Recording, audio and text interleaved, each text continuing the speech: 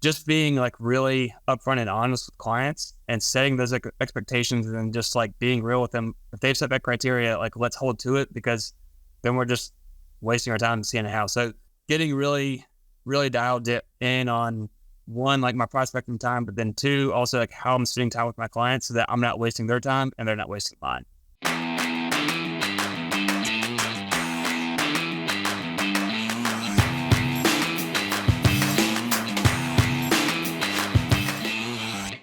You're listening to the number one real estate podcast in the world. We talk with real estate professionals all across North America about their wins, losses, lessons, and stories, help you win in your local market today.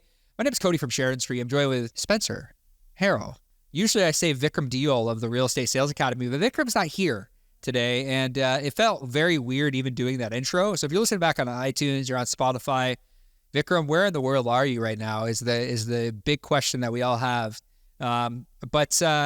Yeah, if you're listening back or this is your first time tuning into the RJ podcast, really the goal is to provide a massive amount of value. We interview agents all across North America. We're well over 200 episodes now. And I think episode 200 is set to launch literally this week, which is crazy to think about. But let's hop right into it, Spencer. Why don't you give us kind of like a high-level overview version, the Cliff Notes version of how you got into real estate, what you're up to, and where you're at in the world. Okay, sounds good. So coming up on 4 years being in real estate, how I got into real estate, I basically call it my quarter life crisis. Found out I was due for a baby, and me and my wife's work schedule just wasn't going to work. So got into real estate, was told I'd have a flexible work schedule. No one told me that it was, you basically have to pick the 60 hours that you work. So I didn't really get that heads up. And coming up on my second year at Real, hit an elite agent twice. And really going after sphere of influence type business. And currently right now, that's about 65 or 70% of my business. What really interests me, we were jamming in the green room as we were trying to get into Riverside, and we talked about a lot in the green room, which was and I wanna start here. I want to start with the paid leads conversation, because I think that you saying, hey, like when I started my business 4 years ago, I was like converting paid leads, and now I've shifted to more sphere of influence, where I think a lot of agents start with sphere of influence and then they add. So you did the exact opposite, where, and maybe you can jam with me on that a bit. Like, what did you do in the beginning in 2019 in order to kind of get to where you are today? Because like now you said, hey, I've done 50 transactions so far this year. I'm set to do 75. You're a super lean team. Your plans have changed. Like, let's start with the paid leads. Like, what were you doing in the beginning in order to get your name out there? Yeah, so the reason why I kind of went with paid leads initially was because I didn't have anybody that trusted me initially. So like reaching out to sphere of influence or like trying to build that online presence, like I didn't have anybody to really call on. So having that immediate business that was ready to transact now, I thought was imperative for me to really get the ground, like get going, because there's so many people that I've heard like, oh, we can start with your sphere, but that only gets you 10 transactions in your first year. And I was able to get 35. Like, I'm going to be able to catch up a lot quicker and double my business a lot quicker, because I have already a database of people that have already used me and know me and like me and trusted me, and then add sphere on top of that to really snowball the business.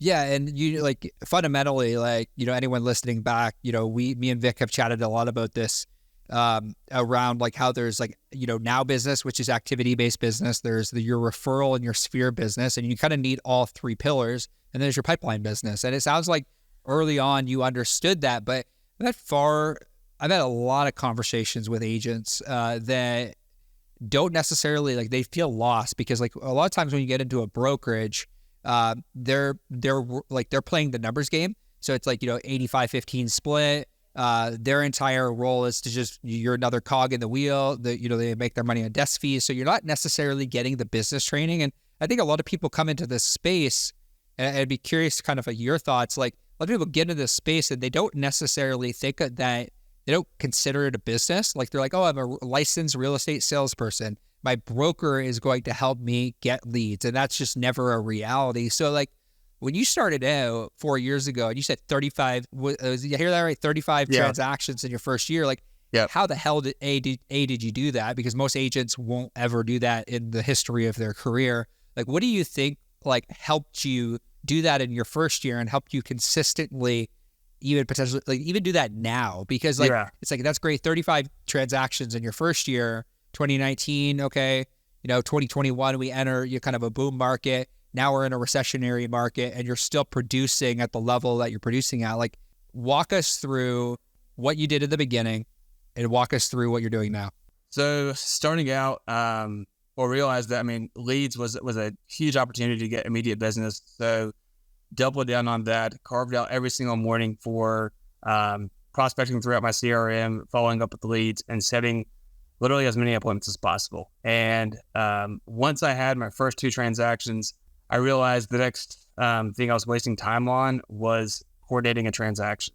So after like my 3rd transaction, I hired a transaction coordinator, and I have not touched paperwork since. I know there's agents to say, oh, you should be more involved in paperwork, but let's be honest, paperwork's not really paying the bills. It's the one that's it's setting the appointments and closing the transactions. That's what's bringing in the money. So I implemented a leverage pretty early. I'd say earlier than most people would when it comes to a transaction coordinator. And I think that's what really allowed me to like really kickstart my first year and have a pretty successful first year, is because I spent money where I needed to in order for my business to grow. And not but how did you know to spend the money, and how did you know where to spend the money? Because I've had conversations with agents that are just freaking lost. Like, they just don't know, like, because they don't have the training and the support. Was it the training and support that you had early on, or like, what was it? Did you come from a different like background? Like, because 35 transactions in the first year is unheard of for a single agent.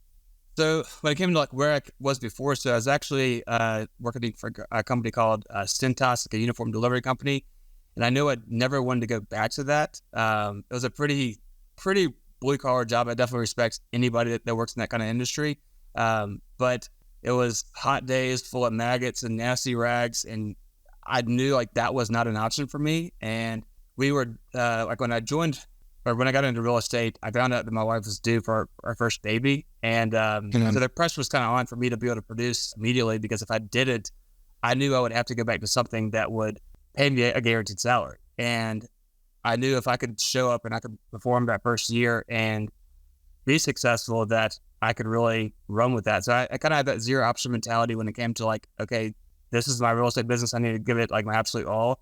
And then when it came to deciding like where to spend my money, I just simply like broke down the numbers. I looked at what it would cost to bring in some leads, and I looked at what it would cost to have somebody coordinate my transaction, and then how much time that would save me per transaction, and then what I could use that time to generate more business. And that's what I did. I was like, if I'm going to spend 4 hours or 5 hours in communication with the other agent and the attorney and the lender on a buyer transaction, well, if I can save those 4 hours and go on 3 more appointments and put another buyer under contract, well, that more than paid for the TC. And that's basically the way that I did it starting out. It's so interesting because you're like, I just tracked my time. And I think time tracking is something that like we're just naturally, real estate agents aren't great at tracking anything. And so the fact that you track your time, but again, I would encourage anyone listening back to this, like to really do what Spencer did, or especially if you're new out there in the business where you're trying to find your footing and you're trying to figure out like, where do I spend money next? Like, what I'm hearing like transaction coordinator for you was pivotal. And then obviously getting your name out there and investing back into some form of lead generation where you could get in front and have conversations. But it sounds to me like it wasn't necessarily just the lead gen. It was like, hey, I time blocked out time in order to in order to prospect. And I guess like when you think back to like 4 years ago, 35 transactions in your first year, like when you say time block your day, and when you say that your core focus was setting appointments, how many appointments were you aiming to set? Like, did you have that mapped out? It's like, okay, if I make X amount of calls, I get this many appointments. If I get this many appointments, this many sales. Was it that methodical, or was it walk me through, because it might be different. It's probably different now than it is like back then, but like walk me through the process of what got you to where you are today. Yeah. So it wasn't super methodical initially. It was more so just like lock myself in the office from like 8 to 12:30 and call every single person that's in the CRM that's had any kind of activity on the MLS, and not leave until I've at least set 2 appointments. Now, some might be existing clients that I've already been working with, but ideally I was meeting 3 to 4 new people a week. And that was me just, again, hammering the phones, texting, emailing, scanning the MLS, looking at the recent listings that had hit up, texting them those properties on top of the automatic email, not just relying on the automatic email for my clients to see the properties, like showing them that, like, without a shadow of a doubt, I was giving it all that I could, and I was providing them with all the information about the property before we even went out there. That was another thing, was when, like, in that market, whenever there were so many houses in the market at a certain time, like, I wouldn't show everything. Like, I knew if the house was going to work for them or not based on their criteria, and I would do some more digging before I'd actually schedule the appointment to make sure that I wasn't wasting 2 hours that afternoon.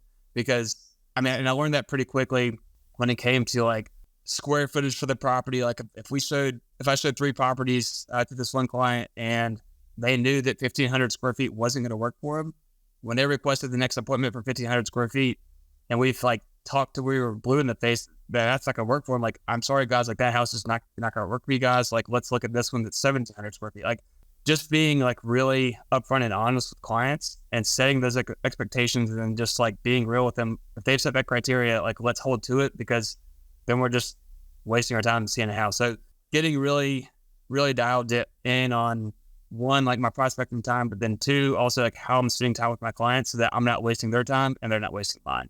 What I love there, and, like, you know, I know Vic, he's here and he would love this, because I know that he espouses to this. We have a lot of conversations about, you know, I have a model that I teach all of our agents, and it's around, like, you know, we call it the perfect follow-up structure. And one of those being, don't just rely on the automated emails that go out to your prospects, because like let's be real, guys. Like and Spencer, I'm sure that you agree with this. Like, how many, like, searches are people set up on? They're probably set up on 27 to 35 different searches, including Zillow. It's the intention that we set.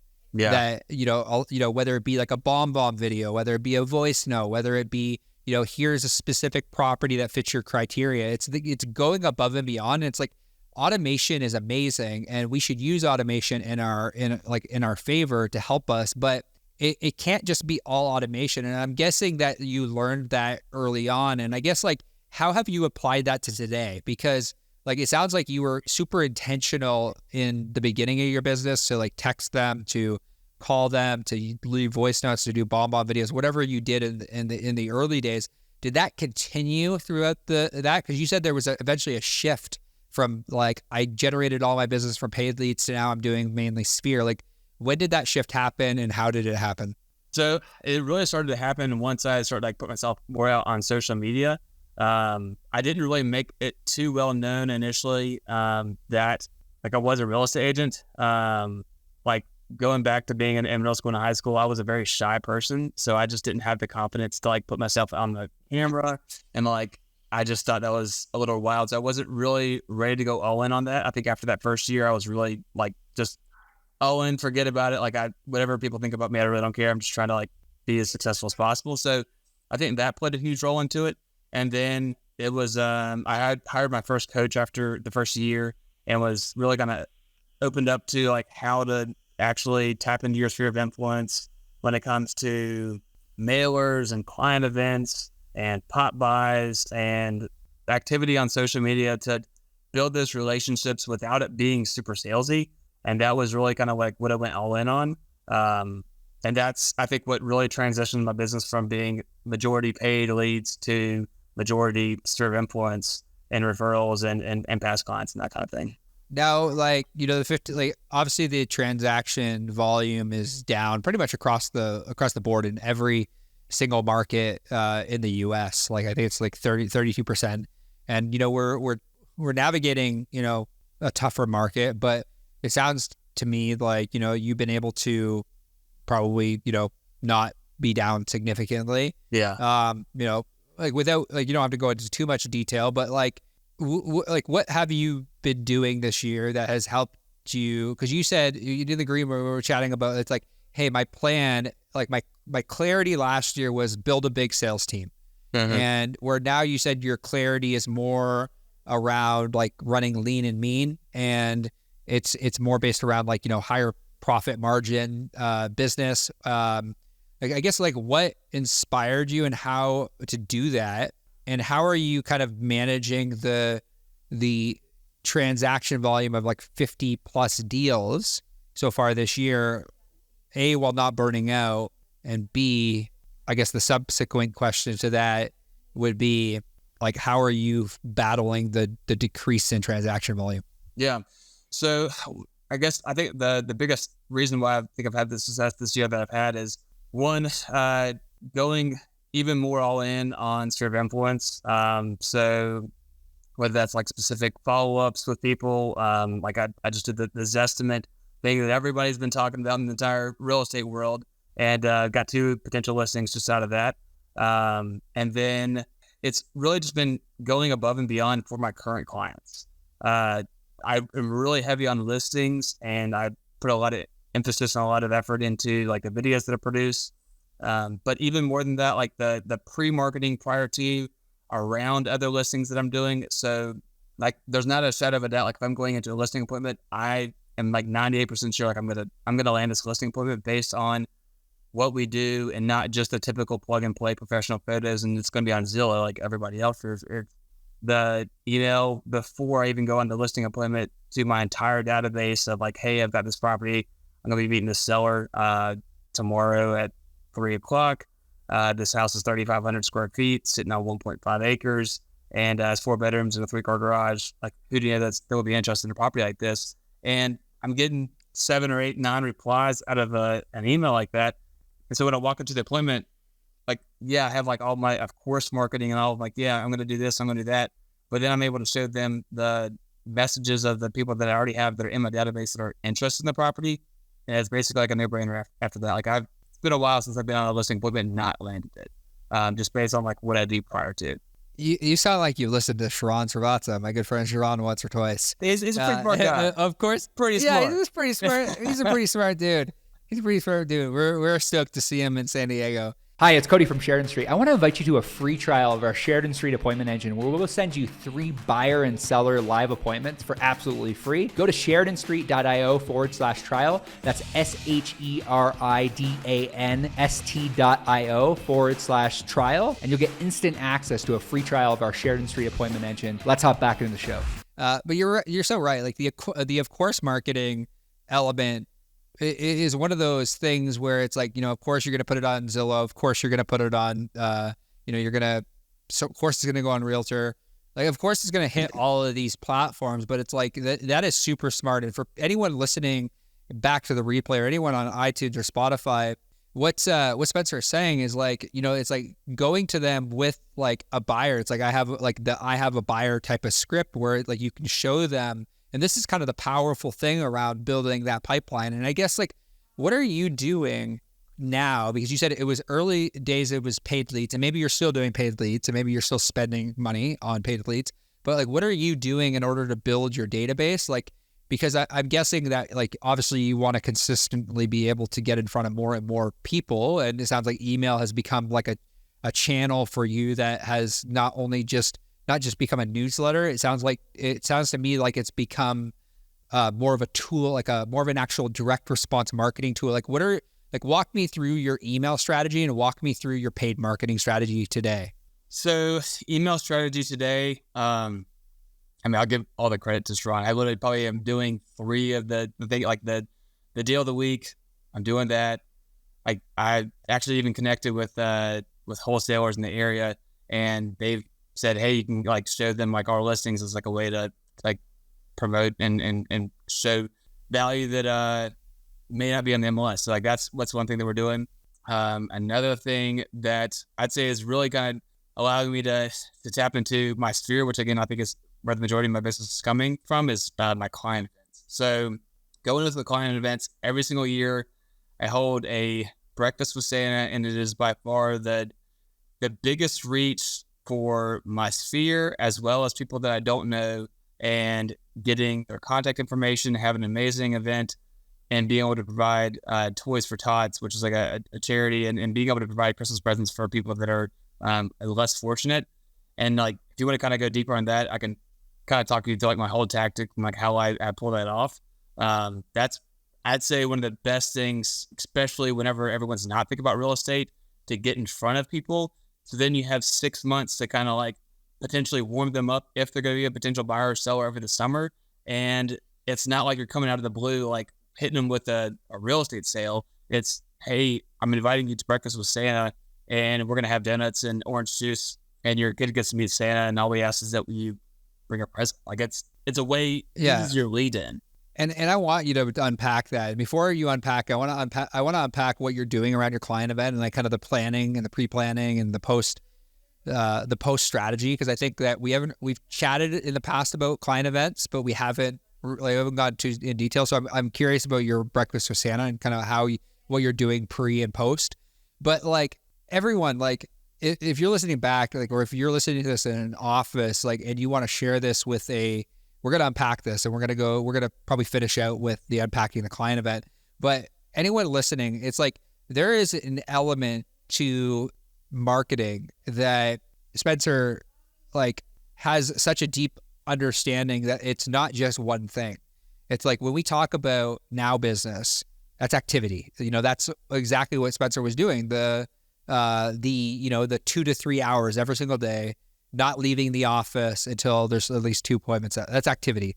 And you can choose to do that through door knocking. You could choose to do that through cold calling. You could make that open houses. That's just activity. Like your activities drive your results. There's the sphere business, which, we're diving into, or what I would consider strategic partnerships, and client events can be seen but like, I think so many people get it misconstrued, and as we unpack this client event thing together, they get it so misconstrued thinking that, okay, I built my business off of referrals. It's like, well, that's great, but we only know so many people, and it's like, if we want a true referral business, we have to figure out a way to get other people to introduce us to people we don't know, because we only know so many people. Like right now, I don't know what your market's like, but in multiple markets across the US and across Canada, who are the people that are moving? People that need to relocate, people that are getting a divorce, and people that, maybe they are looking to downsize, or they're distressed,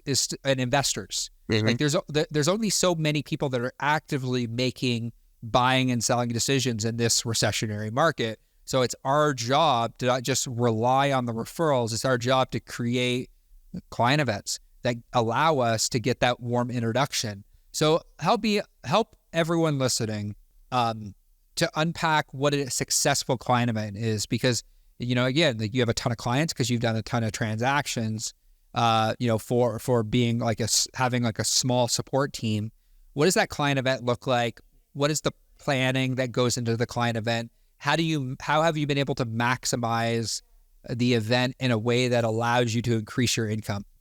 So it started actually like October 1st of this year. So first step is for us is locking in Santa Claus. So having a real life Santa, I think is super important, because people really want to we want to provide an opportunity for people to go to get like actual like holiday photos at this event and like check that box for them.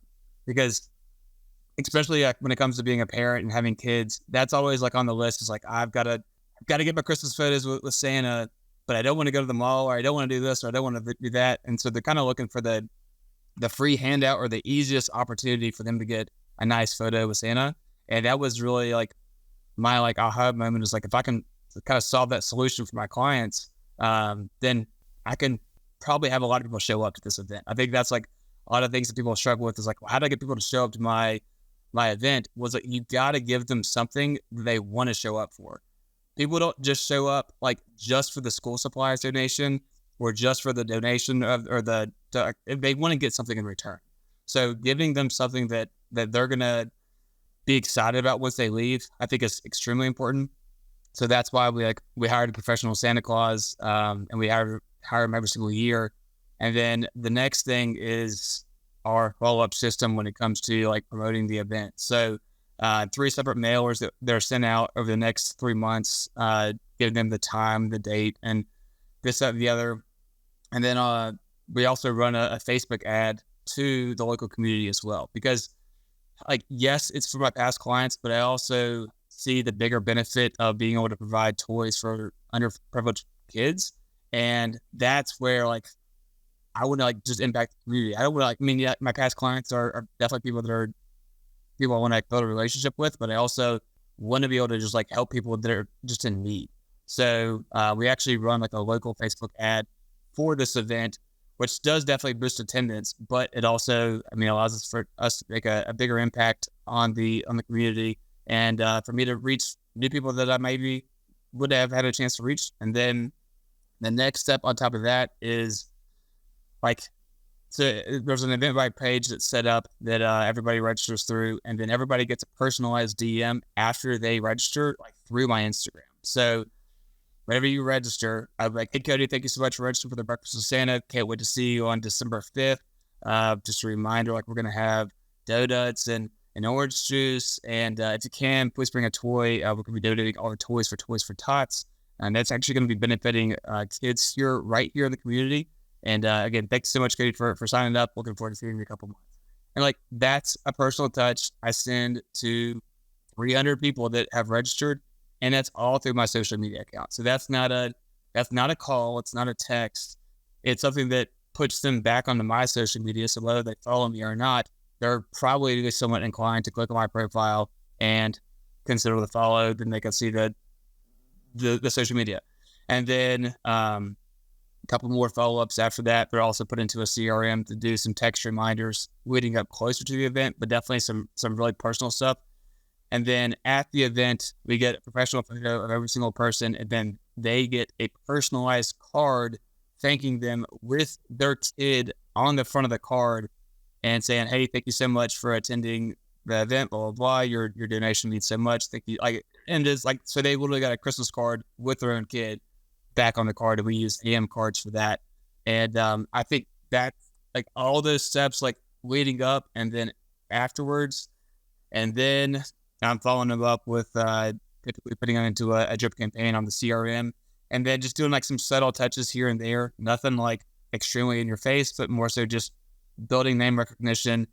And then like every single year, I usually get 3 or 4 transactions like right out of the gate, and then a couple more that trickle out like later on. How much do you budget for the event? So Santa Claus costs $250. I'd say most Santas are donations. So like I pay him $100 an hour. So it's for an hour and a half. The event center reached out to local schools. We've connected with the school here locally, and they literally, it's a private school, and they didn't even charge us anything to use the space. That's another thing that's like pretty cheap. Donuts, we probably spend $300 on donuts. I mean, orange juice and coffee. I think all in, we're at like under $1,200. Like decorations, everything. So $1,200, 3 to 4 transactions. What's your average commission? Around 10 to 12. So $30K for, $1,000 spent, $1,200 spent, $30K in commissions. Now they don't all happen right away. Correct. Yeah. This is the thing. Like, I think one of the big things that we need to realize in the real estate space, I've been having so many conversations, like there's people sitting in your database that if we were to just humanize the leads that are in our database and really like make that extra touch point, make that extra intention, run that client event, spend that $500 to $1,000 to run that client event, doing something that allows us to get in front of more people, to have more conversations. And like, walk me through, and maybe we can close out with this, like walk me through your presence at the client event and what you do and kind of like your role and how you kind of like oversee. Are you going out there, you're shaking hands, like let's go real tactical on like what you do. You went through what you do post-event, but like what are you doing at the event? Like what does that look like? Who is Spencer at the event? So ideally I kind of have 2 different roles depending on ideally I'm like greeting the people initially, and then it usually comes in like a big wave. Like the last one we threw, literally 100 people probably walked through the door in the first like 15 minutes. So that was like my first initial touch point, and then it was me with Santa, because that was either me helping to like get the kid on the couch or talking to the parents, building that relationship there. And then my wife, Lauren, she would be sitting there right beside the photographer with an Excel sheet, and she would get their names and then like describe what the kid's wearing, like red sweater with blue shoes. So I know that red sweater with blue shoes is Bill and Sue's kid, and that's how I match up the address. Like that's what, like, I'm not sending the wrong card to the wrong person. Like I literally have a description of this person, and then we get the number, the photo number of the photo from the photographer. So it's like, okay, 1743 is Bill and Susan's kid. And like that's probably one of the most important parts of that event, is building out that Excel sheet on site so that everyone's getting the right photo, and then emailing those photos too. So I download a Google Drive and send those photos back to the parents. That way, like they're getting the professional photos within 2 days, which is what they really, really want. And again, it all comes by getting as much detail at that interaction, like with Santa. So me being there, having another helping hand to get all that information, and then just, again, building rapport with those parents, making a joke, having some fun with the kids. Yeah. People feel warm and fuzzy, like, after that kind of stuff. And then, again, the lead-in's a lot easier after that, because you've already had that kind of that relationship with them. And I'm glad, this is a perfect way to close out, because I'm glad we went through that, because it's like I've heard people say, oh, client events don't work, Facebook ads don't work, Google ads don't work, or, cold calling doesn't work. It's like, it all works. It just all takes time, skill, and volume. And there's a level of skill that is required to running a good client event.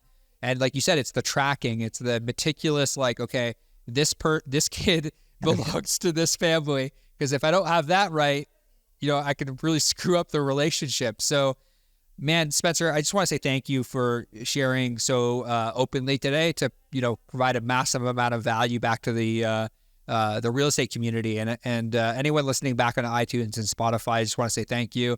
Spencer, if somebody would want to reach out to you, maybe it's an agent-to-agent referral, maybe they want to learn a little bit more about your client event strategy, maybe they just want to have a conversation with you, where's the best place we can direct them to have that conversation with you? Yeah, Instagram, definitely. It's going to be spencer.realtor. Just search that right there. It should pop up. But Spencer, here's my full name. And shoot me a DM. And I'll even give you my number. My number is 336-906-5436. Shoot me a text, give me a call. Happy to talk or answer any questions anywhere. Hey, Spencer, I want to say thank you for joining us today on the Our Agent Podcast. And I want to say thank you for tuning into another episode. If you got any value today, we don't monetize these things. All we ask is that you leave us a review. We're trying to rack up the reviews on iTunes. iTunes likes that stuff. They like, for some reason, more reviews, the more they push out our podcast, and the more we can help make a larger impact in the real estate community. Over 87% of real estate agents fail within the first 4 years of their business. Really, we're trying to get the right information out in front of them, and out in front of you, and out in front of everyone in your office, so that you can grow your business, that you can have a fruitful life, and increase your income. So thank you again for tuning into the Our Agent Podcast. We'll see you soon.